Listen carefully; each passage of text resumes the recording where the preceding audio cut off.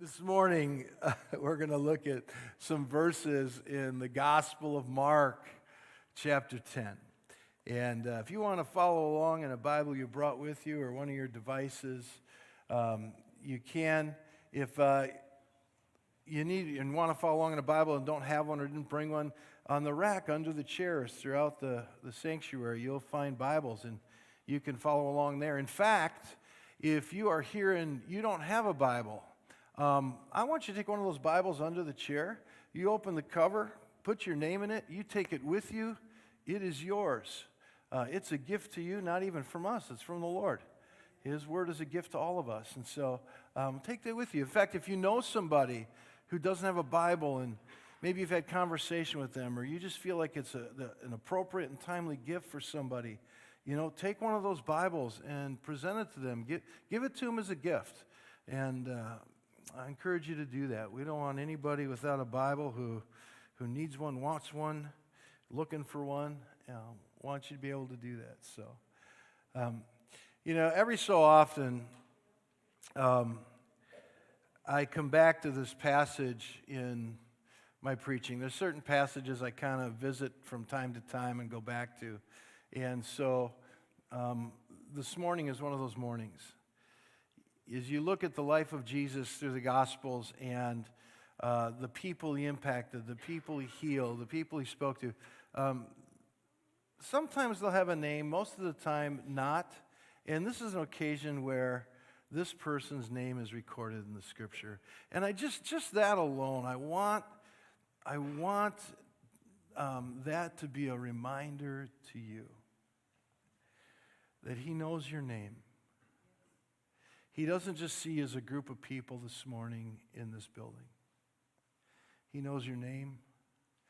You may feel like life has gotten rough or hard, or you face difficulties, and not only does God not know your name, he's not even aware of your circumstance. I want you to know that he is aware.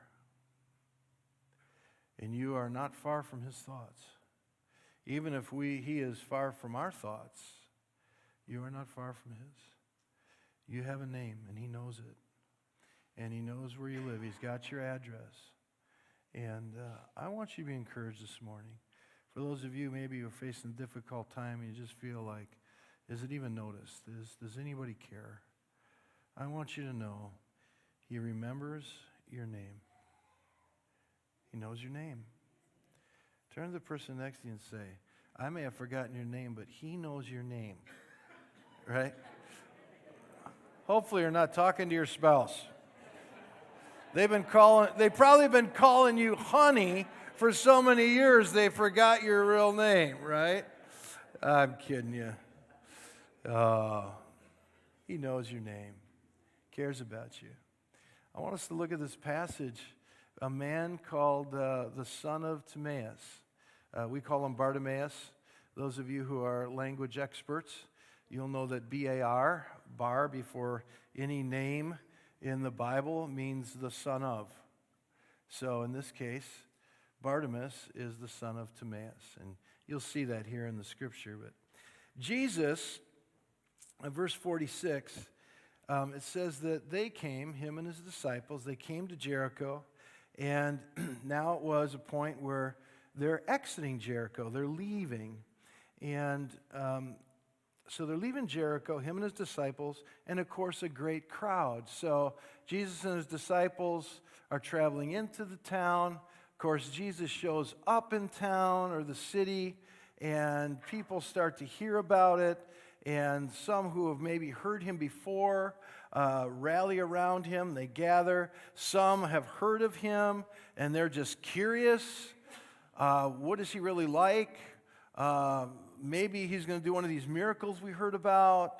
Others maybe didn't hear of him and were invited and told a little bit about him on the way.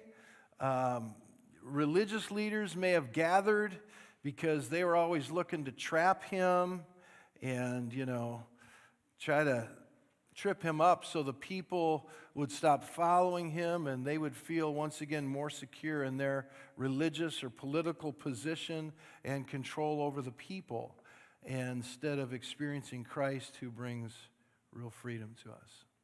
And so there's a crowd. It's a mixed bag of people.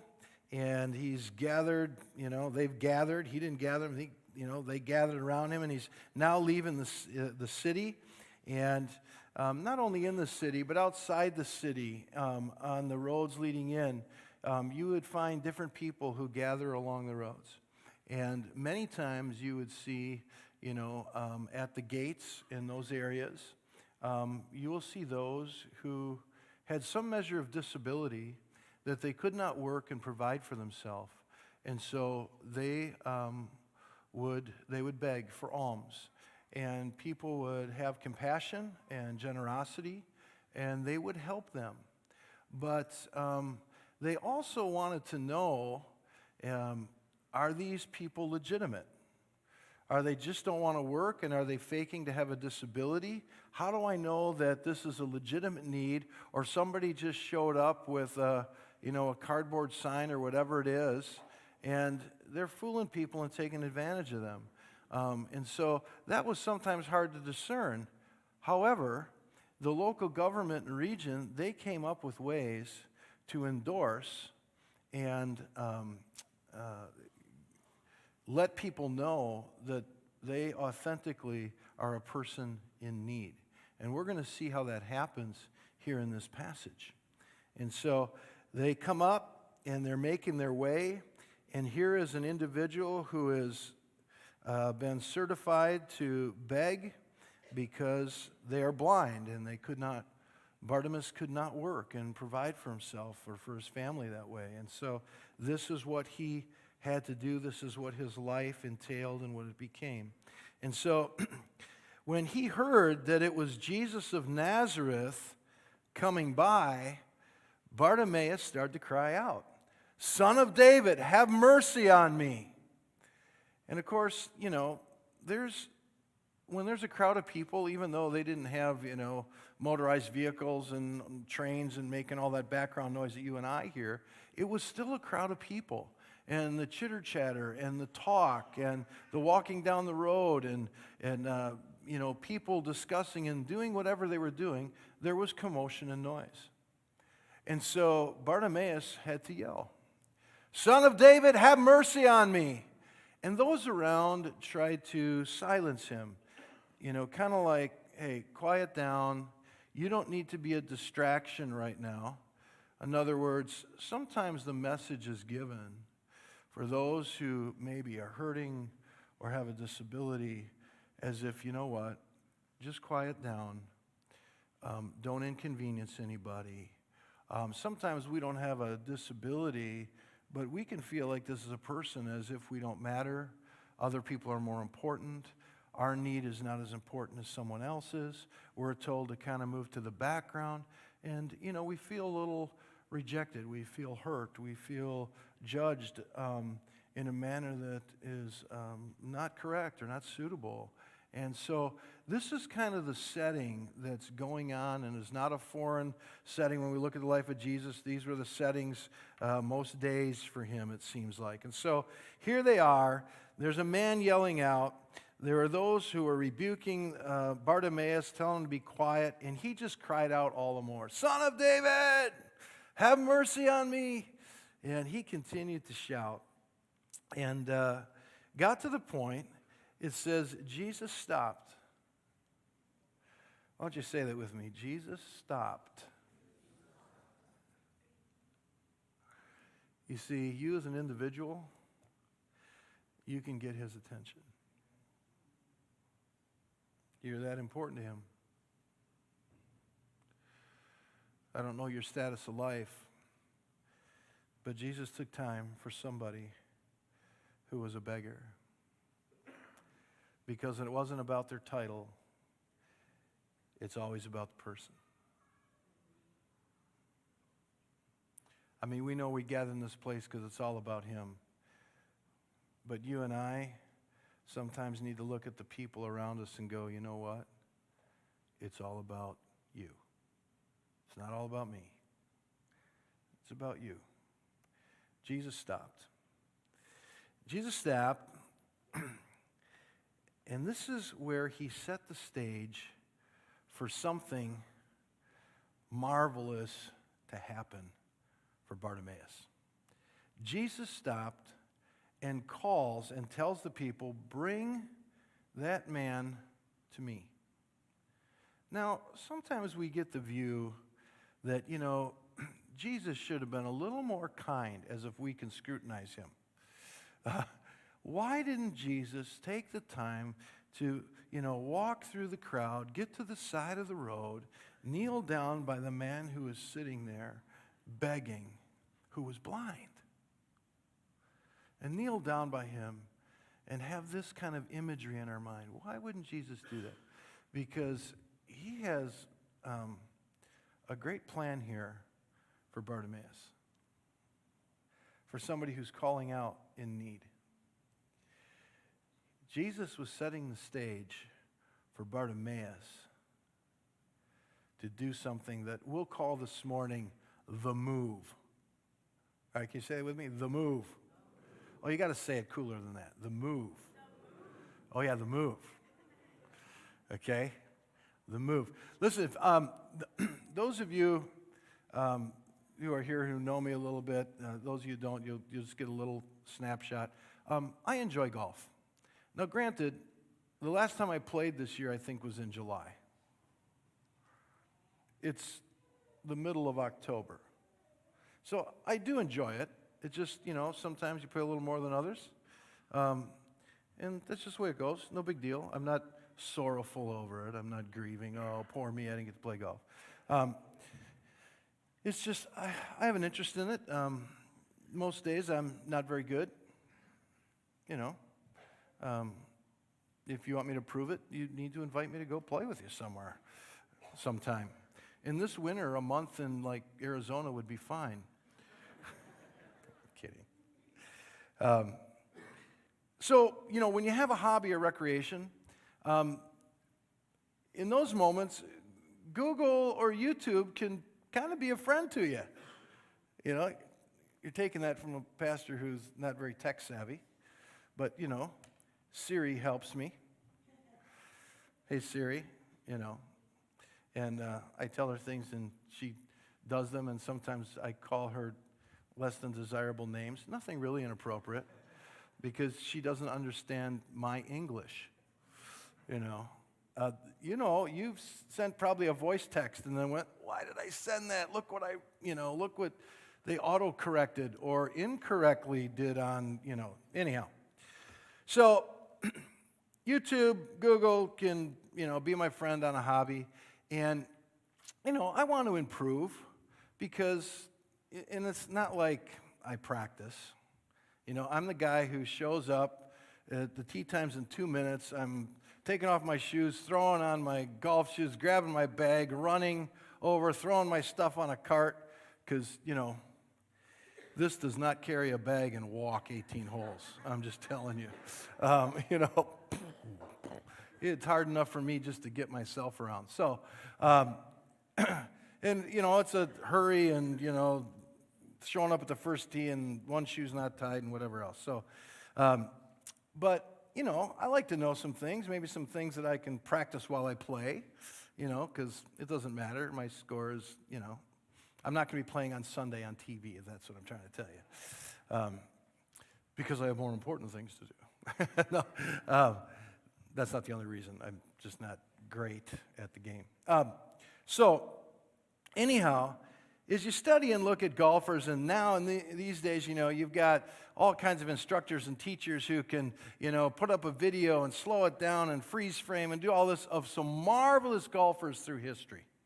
And they break down their swing and they begin to tell you about it and, what you notice, even though each golf swing is unique kind of to the individual. Some mechanics should be similar or the same, depending on what instructor you talk to, blah, blah, blah, blah, blah. Those of you who don't care for golf, just hang on.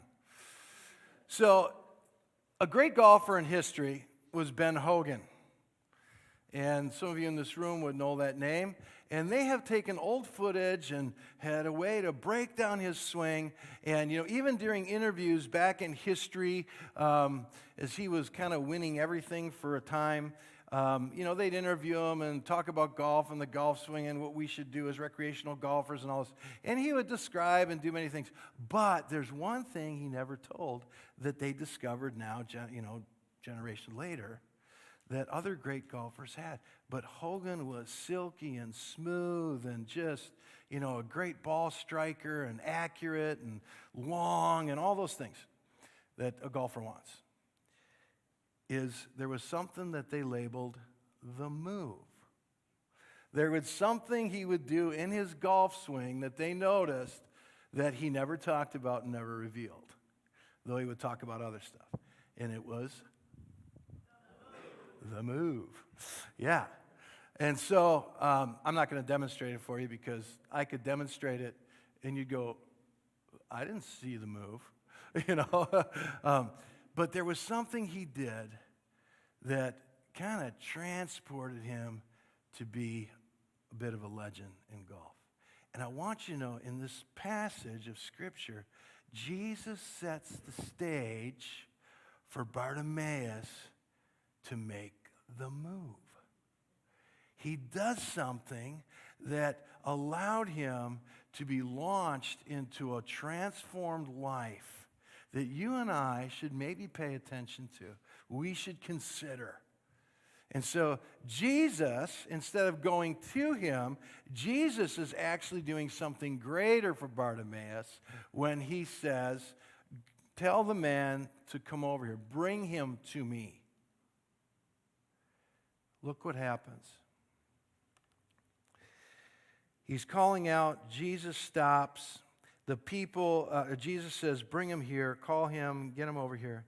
And they called the blind man, saying to him, take heart, get up, he's calling you. The man gets up, throws off his coat or cloak, and came to Jesus. And Jesus said to him, what do you want me to do for you? And the blind man said to him, Rabbi, let me recover my sight. We don't know a lot about Bartimaeus and his history. We don't know if he was born blind. We don't know if an accident happened. We don't know if some deterioration or sickness hit him. We don't know that he committed some great sin and therefore one of the repercussions is that he physically was blind. We just know that he is a man who cannot work and take care of himself or possibly family. He has to beg. And that Jesus called him, and he throws his cloak aside and comes to Jesus, and Jesus says, what do you want me to do for you? And the blind man says, Rabbi, I want to recover my sight. In other words, heal my eyes. And Jesus said to him, go your way, your faith has made you well. And immediately he recovered his sight and began to follow Jesus. And I read that passage and we go, his faith. Was it that he called out to Jesus? Was that the big expression of faith that made him whole? I want you to know that our words matter. That calling out to him, it matters. But we're supposed to be doers. What we do confirms the words we say that we believe, right? What we do matters. Okay? Our words are important. But there's a lot of people that called out to Jesus. And some of them turned and walked away because they couldn't accept the hard teaching or they couldn't, leave behind the life that they, had. If you look earlier in the chapter, a rich young ruler came to Jesus and said, what do I have to do to inherit eternal life? Which commandments? And Jesus kind of sums it up, love the Lord your God. And, basically the outcome, I'm paraphrasing here, the rich young ruler says, I've done that. And Jesus says, you still lack one thing. See, he was a wealthy young ruler. Jesus said, you lack one thing. Take all you have, sell it, and give it to the poor. And the rich man, the rich young ruler, walked away disheartened and sorrowful, sad, because he could not do it. He wrapped himself insulated himself by his wealth, that he could not lay that down, even when eternal life was on the line. Now, see, Jesus wasn't talking about all of you who have resources, sell everything and give it to the poor.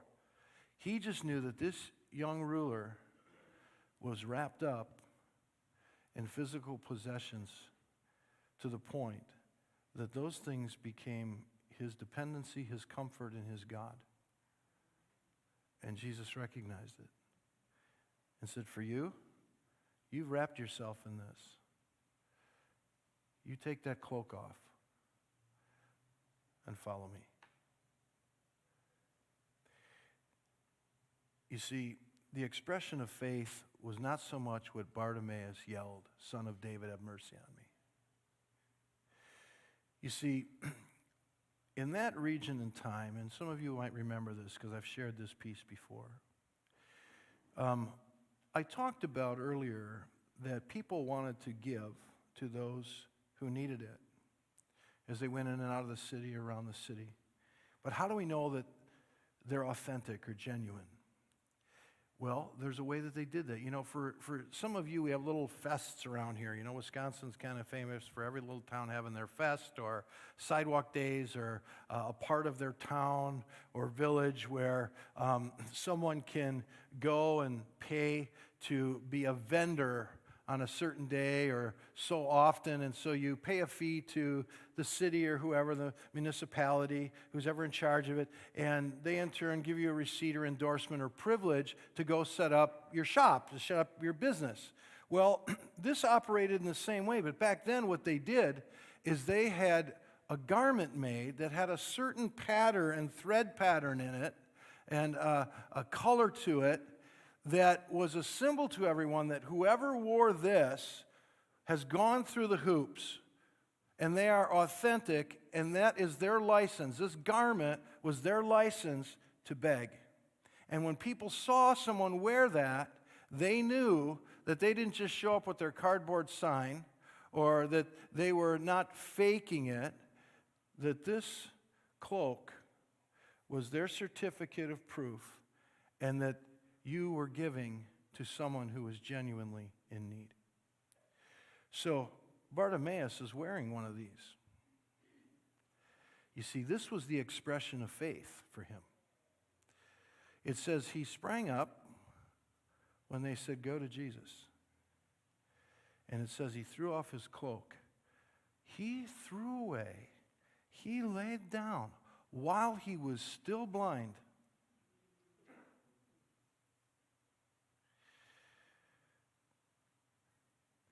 He threw away what he depended on. He threw away his livelihood. He provisioned everything that he was so used to.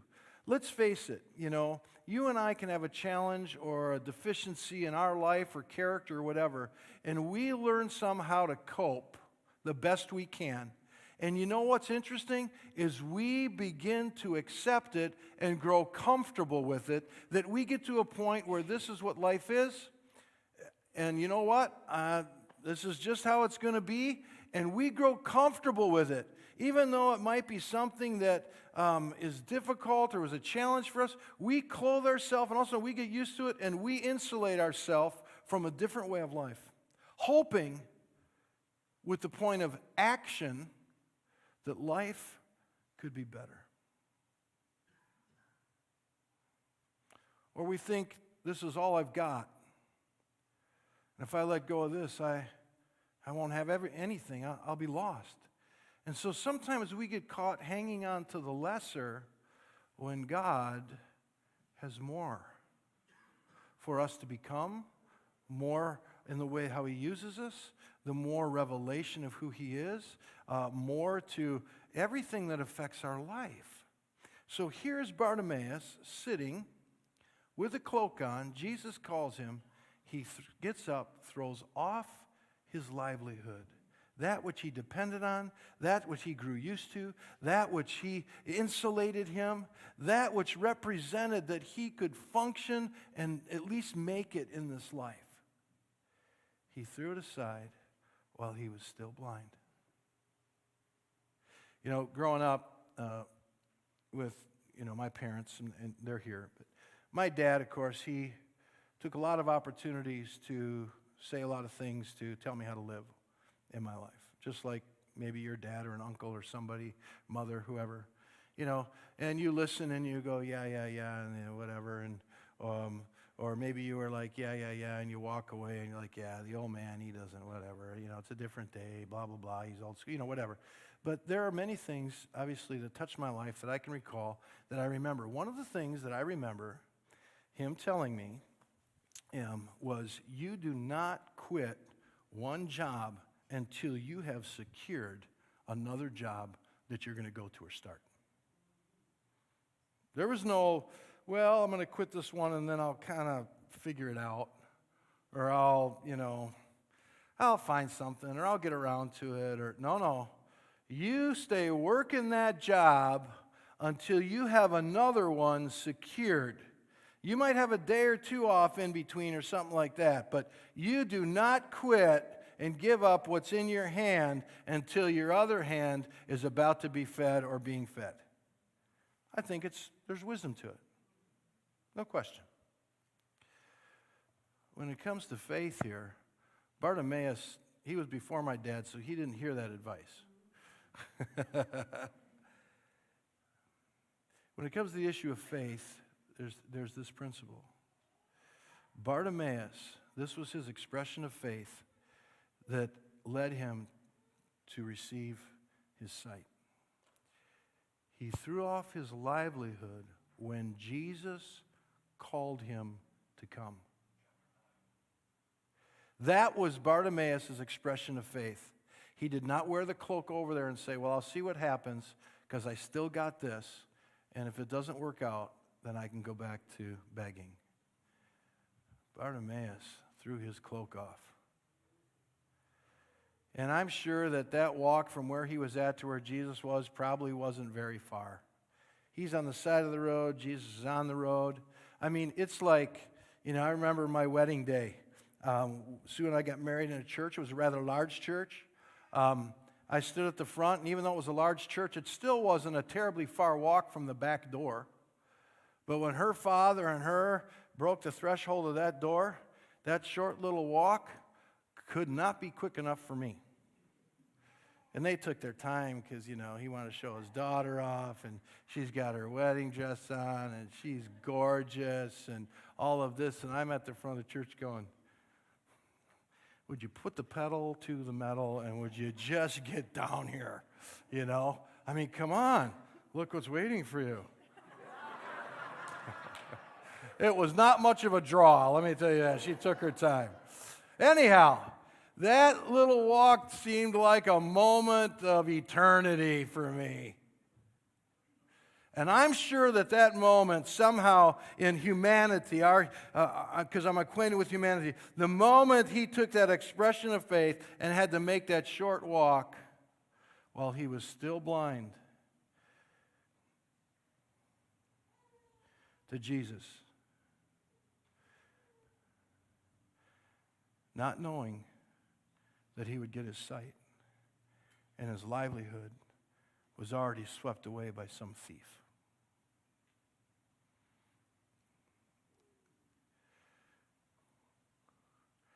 Jesus says, what can I do for you?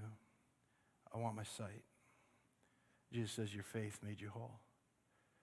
The move, when he threw off the cloak, it was the move.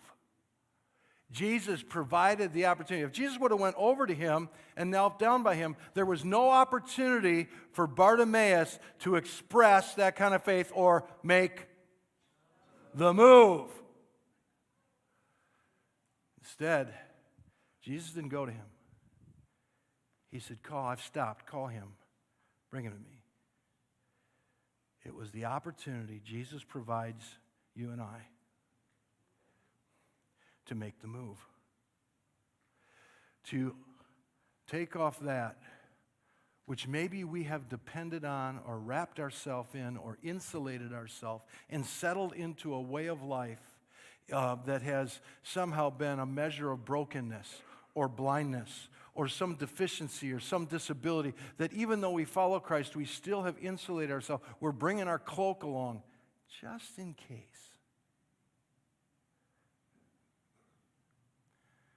I want you to know that that cloak, as long as we hang on to it and we wear it and we depend upon it, I want you to know it will continue to keep us blind.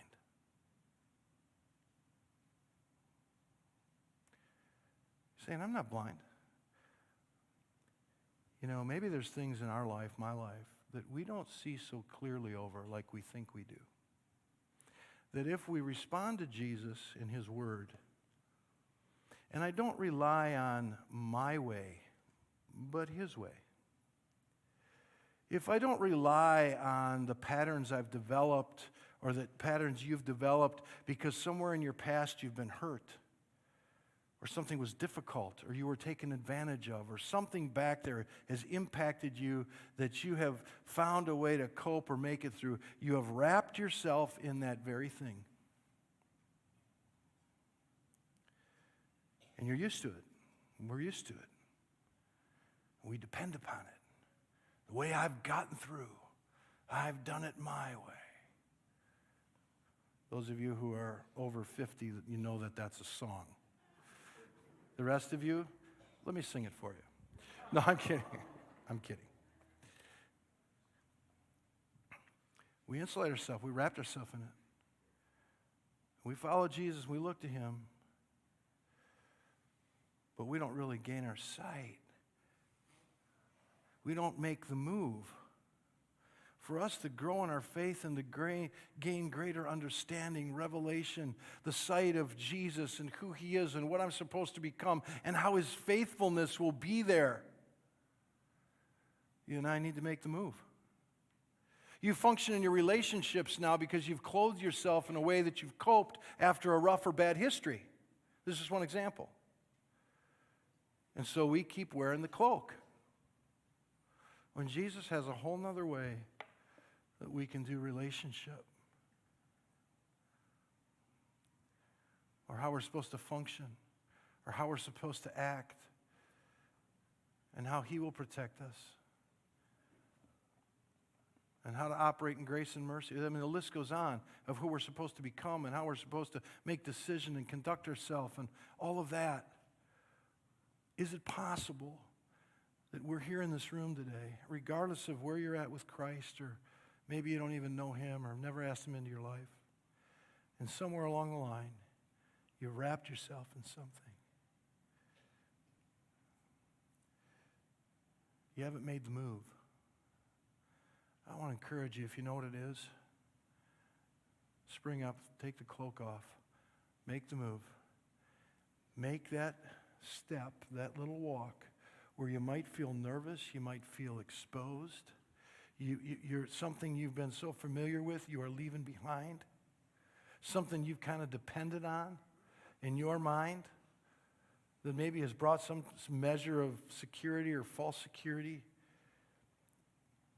I'm telling you, make the walk. And when He sees the faith, your faith will cause you to see more clearly.